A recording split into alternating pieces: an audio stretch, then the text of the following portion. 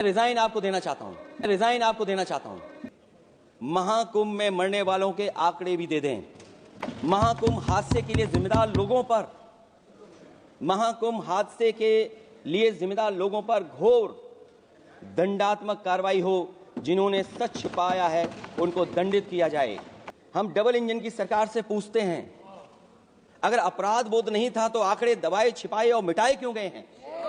जहां इंतजाम होना चाहिए था वहां प्रचार हो रहा था। एक धार्मिक समागम में डबल इंजन का राजनीतिक प्रचार अशोभनीय है, निंदनीय है। हमारे अपने लोग मारे गए हैं, जिसमें परिवार का हर रिश्ता दिवंगत हुआ है। किसी की माता, किसी के पिता, किसी की बहू, किसी की बेटी, किसी का भाई बहन, चाचा चाची। बच्चों के आंकड़े तो अभी तक नदारद हैं। खोया पाया केंद्र ही लोगों को तो नहीं मिल रहा है। जो खोया पाया केंद्र था उसको भी लोग पा नहीं पा रहे, ढूंढ नहीं पा रहे। लोग पुण्य कमाने आए थे और अपनों के शव लेकर के गए हैं।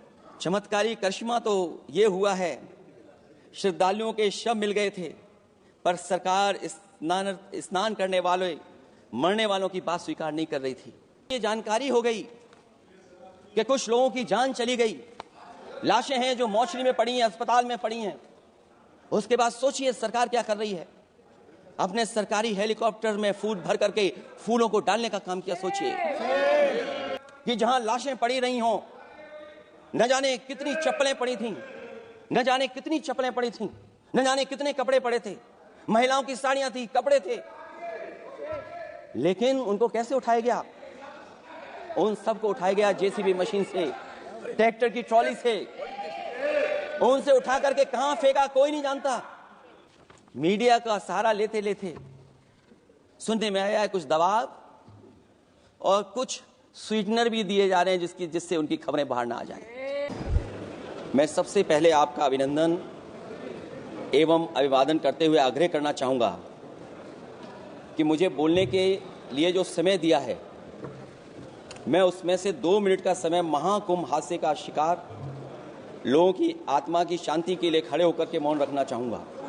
अगर किसी अन्य को भी सच्चे मन से मृतकों के प्रति सच्चा भाव है तो वो भी हमारे सांसदों के साथ खड़ा होकर के ये मौन श्रद्धांजलि अर्पित कर सकता है। माननीय सदस्य अध्यक्ष महोदय, अगली लाइन अध्यक्ष महोदय, आप सीनियर लीडर हैं। अध्यक्ष महोदय, ये अधिकार आपका है। कभी नहीं रही। ये मैंने विषय मेंशन करते हुए भरोसा है, इस विषय पर मौन कर दिया था, इसलिए अध्यक्ष का अधिकार है। हाँ, मैं भाई अध्यक्ष महोदय, ये जो बात मैं शुरू कर रहा हूं, जहां मैंने मौन 2 मिनट के लिए श्रद्धांजलि की बात की है, ये अधिकार मेरा नहीं है अध्यक्ष महोदय, ये अधिकार आपका है। मुझे पूरा भरोसा है आप पर कि जब अभिभाषण की चर्चा खत्म हो रही होगी उस समय 2 मिनट का मौन श्रद्धांजलि जरूर दी जाए जो श्रद्धालुओं की जान गई है। नहीं अध्यक्ष महोदय, नहीं अभी 1 मिनट आपको कुछ मत बोलना। अध्यक्ष महोदय, अभी तो अध्यक्ष महोदय मैंने बात शुरू नहीं की है, और जिन लोगों को तकलीफ है और जिनको दुख होना चाहिए उनके बारे में मैं, हालांकि वो बात मैं बाद में कहना चाहता था महाकुंभ के बारे में, लेकिन अध्यक्ष महोदय क्योंकि बहुत सारे माननीय सदस्य ये सुन नहीं सकते हैं, इसलिए मैं बात वहीं से शुरू करता हूं। आप देश के परम अभिभावक होने के नाते हमारा आपसे अनुरोध है कि जहां सरकार बजट के आंकड़े लगातार दे रही है, और जब मैंने अभिभाषण पढ़ा अध्यक्ष महोदय, बहुत सारे आंकड़े सरकार ने दिए हैं। आंकड़े देने से पहले महाकुंभ में मरने वालों के आंकड़े भी दे दें। महाकुंभ की व्यवस्था के बारे में स्पष्टीकरण देने के लिए मेरी मांग है अध्यक्ष महोदय, सर्वदलीय बैठक बुलाई जानी चाहिए। महाकुंभ आपदा प्रबंधन व खोया पाया केंद्र की जिम्मेदारी सेना को दी जाए। महाकुंभ हादसे के शिकार लोगों की मृत्यु, घायलों का इलाज, दवाइयों, डॉक्टर, भोजन पानी, परिवहन की उपलब्धता का आंकड़ा संसद में पेश किया जाए। महाकुंभ हादसे के लिए जिम्मेदार लोगों पर घोर दंडात्मक कार्रवाई हो। जिन्होंने सच छिपाया है उनको दंडित किया जाए। अध्यक्ष महोदय, हम डबल इंजन की सरकार से पूछते हैं, अगर अपराध बोध नहीं था तो आंकड़े दबाए, छिपाए और मिटाए क्यों गए हैं? सच छिपाना और मिटाना भी तो अपराध है। इसका दंड कौन भुगतेगा अध्यक्ष महोदय? जहां इंतजाम होना चाहिए था वहां प्रचार हो रहा था। एक धार्मिक समागम में डबल इंजन का राजनीतिक प्रचार अशोभनीय है, निंदनीय है। इतने बड़े हादसे के बाद कम से कम अब तो वो होर्डिंग उतरवा देना चाहिए। अध्यक्ष महोदय, महाकुंभ की जो तैयारी हुई, जो हम लोगों ने जाना वहां पर, महाकुंभ न केवल 144 साल के लिए ये कहा गया, बल्कि ये भी कहा गया कि पहली बार धरती पर इस तरह का डिजिटल और जो आधुनिक चीजें हैं, टेक्नोलॉजी, उसका इस्तेमाल कर करके महाकुंभ होने जा रहा है। सीसीटीवी, ड्रोन, लाइव स्ट्रीमिंग के आधार पर जिनका दावा था कि वो डिजिटल कुंभ करा रहे हैं, वो मृतकों की डिजिट नहीं दे पा रहे हैं। एक तरफ तो जो लोग डिजिटल डिजिटल डिजिटल अध्यक्ष महोदय कहने को थकते नहीं हैं, लेकिन जब कुंभ में इतना बड़ा हादसा हो गया है तो यही सरकार डिजिट नहीं दे पा रही है। हमारे अपने लोग मारे गए हैं, जिसमें परिवार का हर रिश्ता दिवंगत हुआ है। किसी की माता, किसी के पिता, किसी की बहू, किसी की बेटी, किसी का भाई बहन, चाचा चाची। बच्चों के आंकड़े तो अभी तक नदारद हैं। खोया पाया केंद्र ही लोगों को तो नहीं मिल रहा है। जो खोया पाया केंद्र था उसको भी लोग पा नहीं पा रहे, ढूंढ नहीं पा रहे। अध्यक्ष महोदय, कुंभ कोई पहली बार नहीं हो रहा है। कुंभ का आयोजन सदियों से होता आया है। हमारे पौराणिक और हमारे इतिहास के दस्तावेज ये बताते हैं कि समय समय पे जो भी सरकारें नहीं होंगी, जिसका भी राज रहा होगा अध्यक्ष महोदय, उसने महाकुंभ या इस तरह के कुंभ का आयोजन किया है। एक तरफ तो वो कि जो 144 साल बाद महाकुंभ होने जा रहा है, उसका इतना प्रचार किया। और मैंने तो कई टीवी इंटरव्यूज में, कई समाचार चैनलों पर यह बात सुनने में आई और सुनते रहे हम लोग कि सरकार ने 100 करोड़ लोगों के आने का इंतजाम किया है। और अगर 100 करोड़, अध्यक्ष महोदय, अगर ये बात गलत है तो मैं रिजाइन आपको देना चाहता हूं। अगर अध्यक्ष महोदय, ये माननीय सदस्य लोग अगर ये नहीं सुन पा रहे हैं तो मैं इनको एक एक को, आप नहीं गए स्नान करने, आप स्नान करने नहीं गए, इसीलिए इस तरह की भाषा का इस्तेमाल कर रहे हैं। अध्यक्ष महोदय, ये कहा गया कि 144 वर्ष के बाद ये हो रहा है। जहां तक मेरी समझ और जानकारी कहती है, जो एस्ट्रोनॉमी और एस्ट्रो चीजों को समझते होंगे वो ये स्वीकार करते होंगे जो भी कुंभ होता होगा वो 144 वर्ष के बाद ही होता होगा। लेकिन ये कहा गया कि नक्षत्र ऐसे हैं। तो मैं अध्यक्ष महोदय सरकार से कहना चाहता हूं कि सतयुग से लेकर के कलयुग तक ये सनातन परंपरा रही है कि संत, महात्मा, साधु समाज मुहूर्त के हिसाब से शाही स्नान करते हैं। उसमें नक्षत्रों के हिसाब से जो सहयोग बनता है वही शाही स्नान का मुहूर्त होता है। लेकिन भाजपा के राज में ये सनातन परंपरा टूट गई। पहले सरकार ने संत समाज को शाही स्नान रद्द करने का आदेश दिया, जिससे अनादिकाल की सनातन परंपरा टूटी। और फिर जब देश भर में ये बात उठी, देश भर में ये बात उठी तो उन्होंने हादसे को छिपाकर फिर से आदेश दिया कि अखाड़े शाही स्नान करने जाएं। इससे सरकार ने पावन मुहूर्त के स्थान पर अपने मनमाने समय पर स्नान कराने का आदेश दिया। बात उस दिन या तिथि की नहीं होती है, बल्कि निश्चित मुहूर्त काल की होती है। ये सनातन परंपरा तोड़कर इन लोगों ने अच्छा नहीं किया। और ये क्या परंपरा टूटी है कि नहीं टूटी है, मैं समझता हूं अध्यक्ष महोदय मुझसे बेहतर सामने वाले ज्यादा जानते होंगे इसके बारे में। और जो लोग, अध्यक्ष महोदय, जो हम लोगों ने देखा वहां पर, लोग पुण्य कमाने आए थे और अपनों के शव लेकर के गए हैं। चमत्कारी करिश्मा तो ये हुआ है, श्रद्धालुओं के शव मिल गए थे, पर सरकार स्नान करने वाले मरने वालों की बात स्वीकार नहीं कर रही थी। और इससे ऊपर ये बात जो वहां पर और हुई, अध्यक्ष महोदय, जब ये जानकारी हो गई कि कुछ लोगों की जान चली गई, लाशें हैं जो मोर्चरी में पड़ी हैं, अस्पताल में पड़ी हैं, उसके बाद सोचिए सरकार क्या कर रही है। अपने सरकारी हेलीकॉप्टर में फूल भर करके फूलों को डालने का काम किया। सोचिए ये हमारी कहां की सनातनी परंपरा है? मैं जानना चाहूंगा, सदन के माध्यम से हमारे माननीय सदस्य बताएं कि जहां लाशें पड़ी रही हों, न जाने कितनी चप्पलें पड़ी थीं, न जाने कितनी चप्पलें पड़ी थीं, न जाने कितने कपड़े पड़े थे, महिलाओं की साड़ियां थी, कपड़े थे, लेकिन उनको कैसे उठाया गया? उन सबको उठाया गया जेसीबी मशीन से, ट्रैक्टर की ट्रॉली से। उनसे उठा करके कहां फेंका कोई नहीं जानता, लेकिन जब उनको लगा कि वहां से बदबू आ रही है तो यही सरकार के लोग छिपाने लगे हैं। यही आपका महाकुंभ का आयोजन था, और हर बात को छिपाने के लिए न केवल ये लोग मीडिया का सहारा ले रहे हैं, मीडिया का सहारा लेते लेते सुनने में आया है कुछ दबाव और कुछ स्वीटनर भी दिए जा रहे हैं जिससे उनकी खबरें बाहर ना आ जाएं। और अगर अध्यक्ष मोदी ये बात सब गलत है मेरी, अगर ये बात सब गलत मैं कह रहा हूं, तो अभी तो नेता सदन को अभी भाषण देना है। और मैं ये बात और कहना चाहता हूं, आप अपनी तरफ से जानकारी कर लीजिएगा। हमारे उत्तर प्रदेश के मुख्यमंत्री जी ने शोक नहीं प्रकट किया था। जब देश की राष्ट्रपति और प्रधानमंत्री जी ने शोक प्रकट किया, उसके बाद 17 घंटे बाद सरकार ने स्वीकार किया। अध्यक्ष मोदी, ये वो लोग हैं जो आज भी कोई सच्चाई स्वीकार नहीं कर सकते।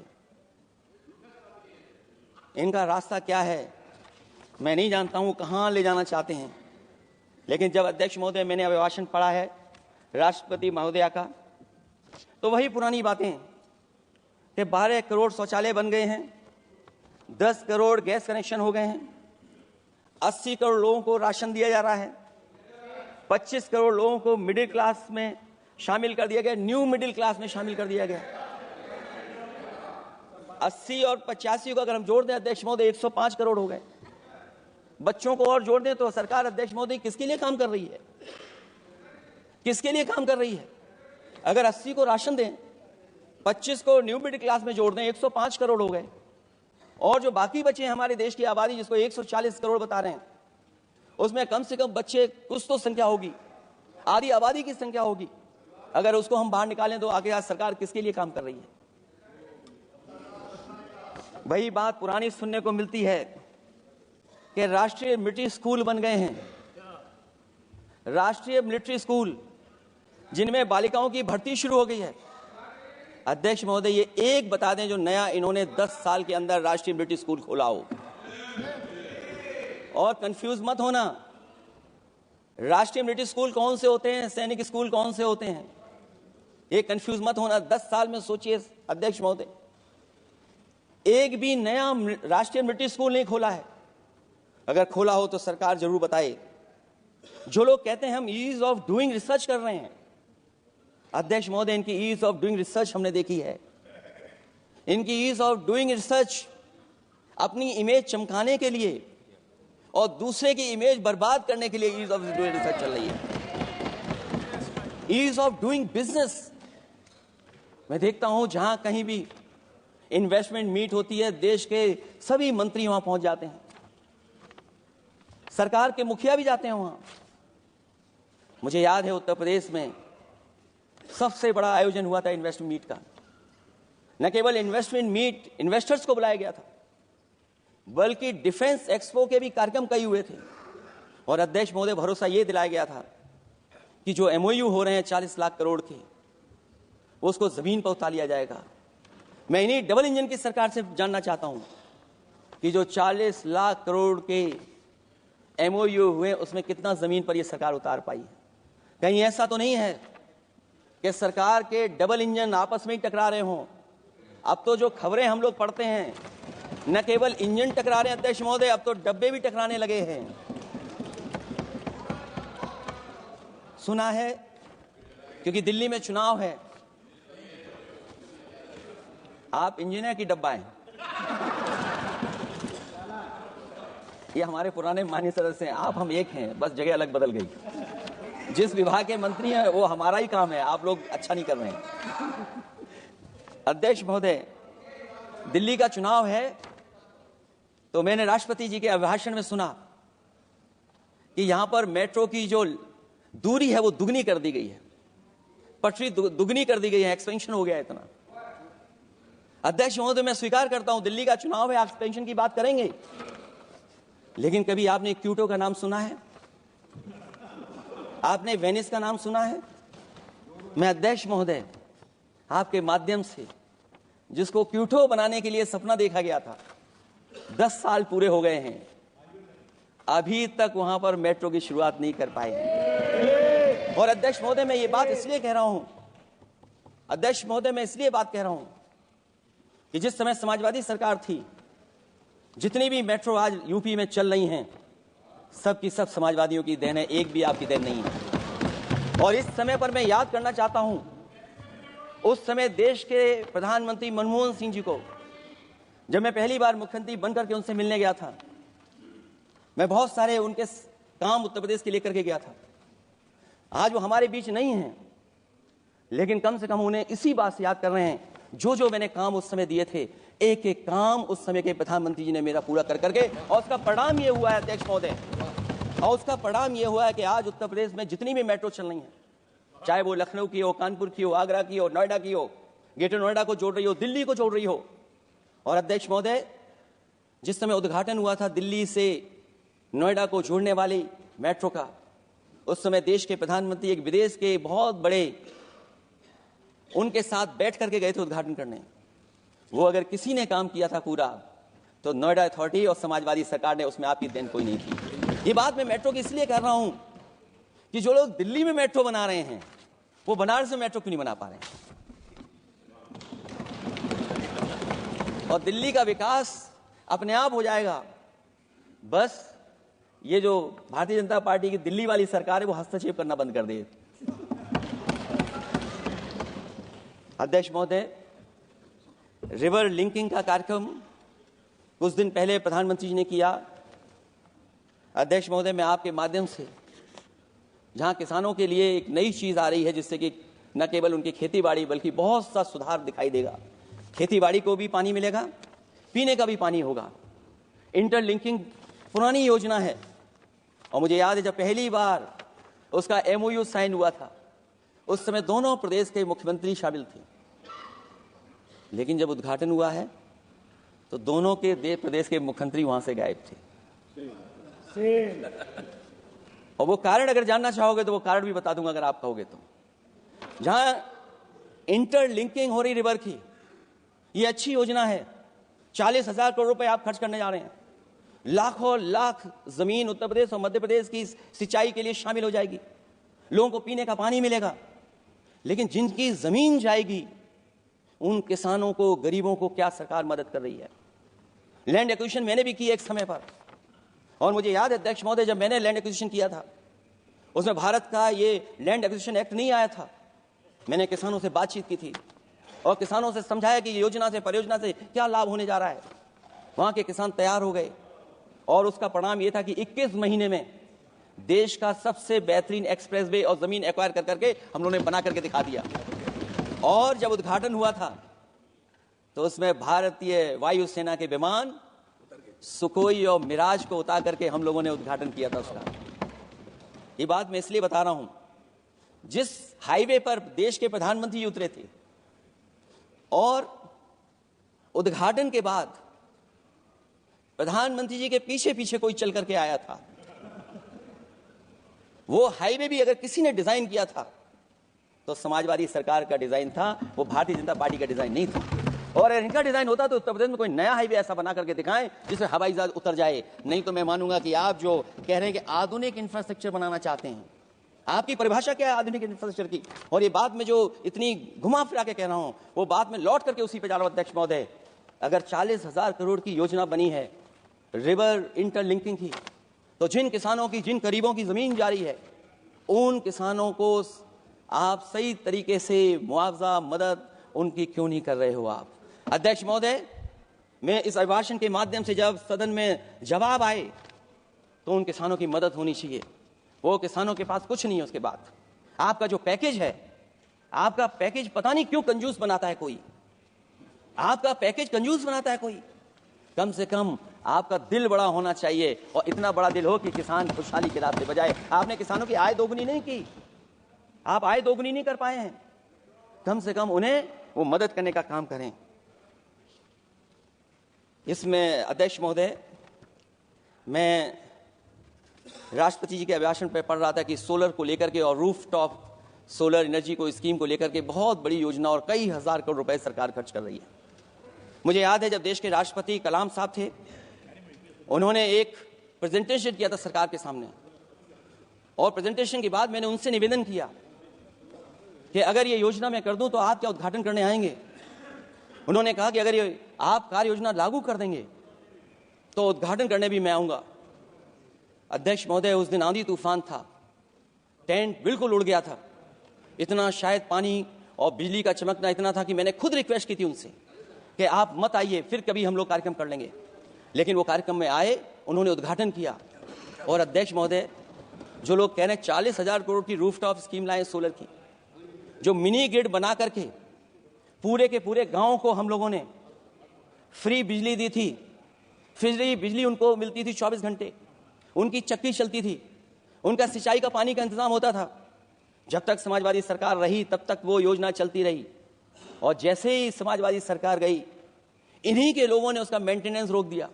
न केवल उस गांव का जिसका राष्ट्रपति रहे उन्होंने उद्घाटन किया, बल्कि और जितनी भी सोलर की स्कीम चल रही थी, लोहिया आवास में जहां सोलर स्कीम के माध्यम से हम लोग गरीब को सोलर पैनल के माध्यम से उनको बिजली दे रहे थे, फ्री बिजली, उन सब योजनाओं को इन्होंने बंद करने का काम किया है। सोचिए, ये वो लोग हैं जो इंफ्रास्ट्रक्चर बनाना चाहते हैं। अध्यक्ष महोदय, चीन के सवाल को लेकर के कांग्रेस पार्टी के भी कुछ विचार हैं, हमारे भारतीय जनता पार्टी के लोगों के भी विचार हैं। सच्चाई ये सदन और ये देश भी जानता है, एक समय पर हम लोगों ने बहुत लाखों लाख किलोमीटर की जमीन, लाखों लाख एकड़ की जमीन हम लोगों ने खोई, और अब उसी रास्ते पर भारतीय जनता पार्टी चल रही है। अध्यक्ष महोदय, सवाल यह है, जमीन खोने के साथ साथ भारतीय जनता पार्टी स्वीकार नहीं कर रही है कि जमीन चीन ने कब्जा की है। और ये बात अगर हम लोग कह रहे हैं तो जो अखबारों में खबरें निकलती हैं, टीवी पे कभी कभी खबरें आती हैं, अध्यक्ष महोदय सरकार को कहिए कि ऐसे चैनल, ऐसे अखबारों पे एफआईआर लिखा कर उन्हें जेल भेज दो, क्योंकि कुंभ की जो खबर चलाना चाहते थे, कुंभ की जो खबर देना चाहते थे, उन कुछ साथियों पे आपने एफआईआर लिखा दी है। अगर कुंभ पर सच्ची खबर दिखाने वालों पे आप एफआईआर लिखा सकते हैं, तो फिर चीन की खबर, जो खबर चला रहे हैं, उस पर भी आपको एफआईआर लिखानी चाहिए।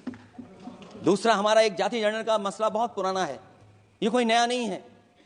आरक्षण के सवाल पर इस देश में दक्षिण भारत से लेकर के उत्तर भारत में और देश में जगह जगह पर बहुत सारे नेता ऐसे रहे जो आज हमारे बीच नहीं हैं, जिनकी वजह से हम आज उस आंदोलन को आगे ले जा रहे हैं। बाबा साहब भीमराव अम्बेडकर जी का जो संविधान है, उसके तहत जो हमें हक अधिकार मिले हैं, आरक्षण की व्यवस्था है, उस व्यवस्था को और मजबूत बनाने के लिए जाति जनगणना होना चाहिए। उसके पक्ष में अब तो कांग्रेस पार्टी भी है, एक समय था जब कांग्रेस पार्टी उस पक्ष में नहीं थी। और अध्यक्ष महोदय, मैं बड़ी जिम्मेदारी के साथ कहना चाहता हूं, अगर उसी समय कांग्रेस पार्टी भी पक्ष में होती तो आज हमें आपके सामने खड़ा नहीं होना पता, मांगना नहीं पड़ता जाति जनगणना। लेकिन अध्यक्ष महोदय, मैं अपने कांग्रेस पार्टी के साथियों से भी कहना चाहूंगा, अध्यक्ष महोदय, मैं कांग्रेस पार्टी के साथियों से भी कहना चाहता हूं, हम आपके साथी हैं, और इस मुद्दे पे तो हम आपके साथ और आपके आगे भी चल करके आपका साथ दे देंगे। अब जाति जनगणना को कोई नहीं रोक सकता है।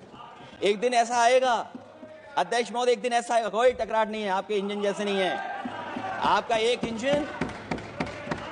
अध्यक्ष महोदय, ये अध्यक्ष महोदय, हम तो, मुझे कभी कभी ये लगता है कि प्रधानमंत्री जी जितना अपने लोगों को ध्यान दे करके समझाते हैं, इतना ये समझते ही नहीं है।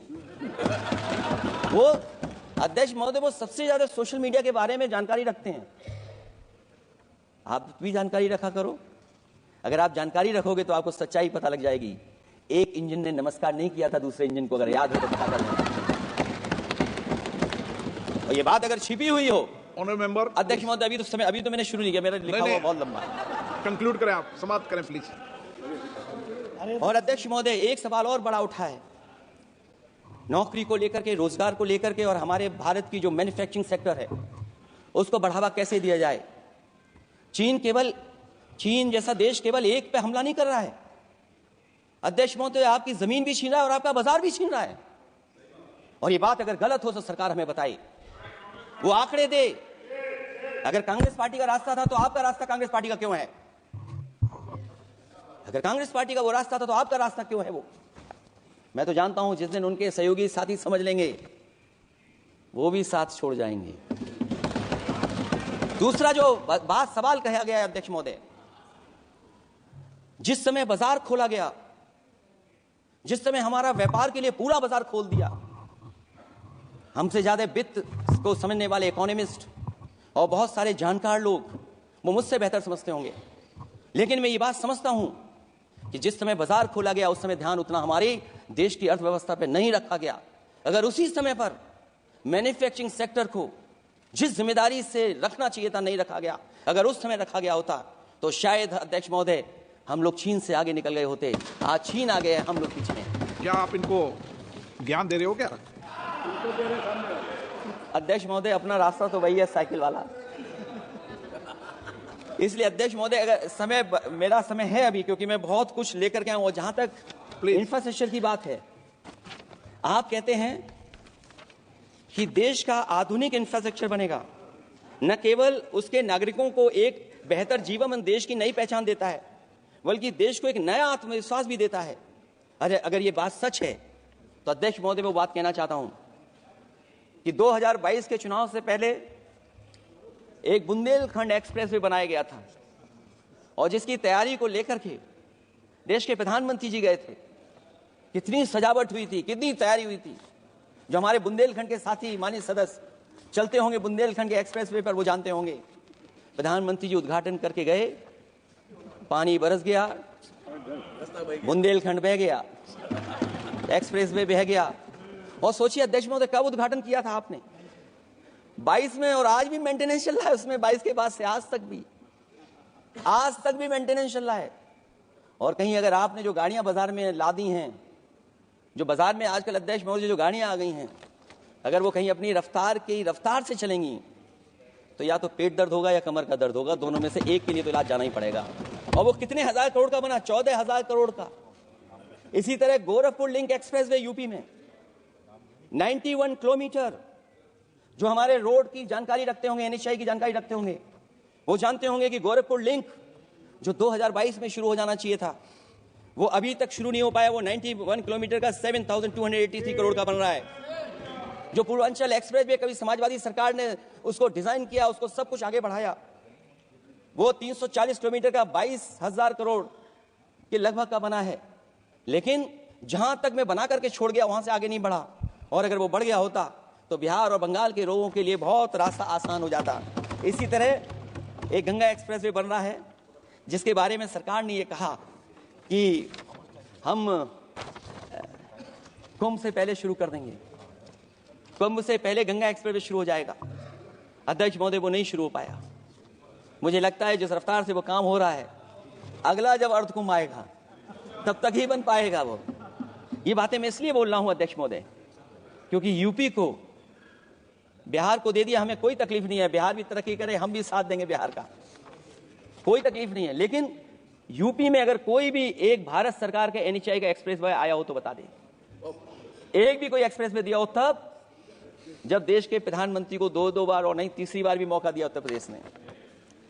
मैं अध्यक्ष महोदय आपका इशारा समझ रहा हूं। बाकी अध्यक्ष महोदय भाषण में अब बजट पे पढ़ दूंगा, मेरा बाकी भाषण बजट में होगा। मैं अपना भाषण खत्म करते हुए केवल इतना कहना चाहता हूं, मैं जो मेरे सुझाव आए हैं उन सुझावों को शामिल करे सरकार, और केवल प्रचार में न रहे सरकार। अध्यक्ष महोदय, मैं अपनी बात खत्म करने से पहले जो राष्ट्रपति जी ने कहा है मैं भी सहमत हूं उससे। मैं उनकी सब लाइनें पढ़ना चाहता हूं। जो राष्ट्रपति महोदया जी ने कहा है मैं उससे सहमत हूं। हमारा हिंदुस्तान 140 करोड़ आबादी वाला देश है। हमारे यहाँ भिन्न भिन्न राज्य, भिन्न भिन्न क्षेत्र, भिन्न भिन्न भाषाएं हैं, परंतु एक राष्ट्र के रूप में हमारी एक ही पहचान है, हिंदुस्तान। और हमारा एक ही संकल्प है, एक ही लक्ष्य है, विकसित हिंदुस्तान। आने वाले वर्षों में देश को विकसित राष्ट्र बनाने के लिए हम सभी दृढ़ संकल्पित हैं। इस संकल्प में देश के शहीदों की प्रेरणाएं हैं, पूज्य बापू के मानवीय आदर्श हैं और सरदार पटेल जैसी मां भारती की संतान द्वारा हमें दिलाई गई एकता की शपथ है। हमें इन प्रेरणाओं को आगे रखते हुए एकता के इस समर्थ विकसित हिंदुस्तान के संकल्प को पूर्ण करना है। आइए हम एक बार फिर एकता के संकल्प को दोहराएं और हिंदुस्तान के सपनों को पूरा करने के लिए कटिबद्ध हों। जब हम साथ मिलकर बढ़ेंगे तो हमारी भावी पीढ़ियां 2047 में अवश्य विकसित, सशक्त, समर्थ, समृद्ध, सोशलिस्ट, सेकुलर, डेमोक्रेटिक हिंदुस्तान देखेगी। मैं इतनी ही बात कहते हुआ, क्योंकि 10 बजट आपने पेश किए हैं, वो आप समझ गए होंगे, आप समझ गए बात को जो मैं कह रहा हूं। अध्यक्ष महोदय, जो बात मैं कह रहा हूं वो बात वहां तक पहुंच गई है, उनके चेहरे बता रहे हैं कि बात वो पहुंच गई है। और मैं अपने अंत में बस यही कहूंगा, क्योंकि 10 बजट के बाद ये अभिभाषण सुन रहे हैं हम लोग, 11वां बजट आ गया है। बजट हो ऐसा जिसमें सबके लिए उम्मीदें हों, समृद्धि की दिवाली और खुशियों की ईद हो। बहुत बहुत धन्यवाद अध्यक्ष महोदय, मैं आपका धन्यवाद देता हूं।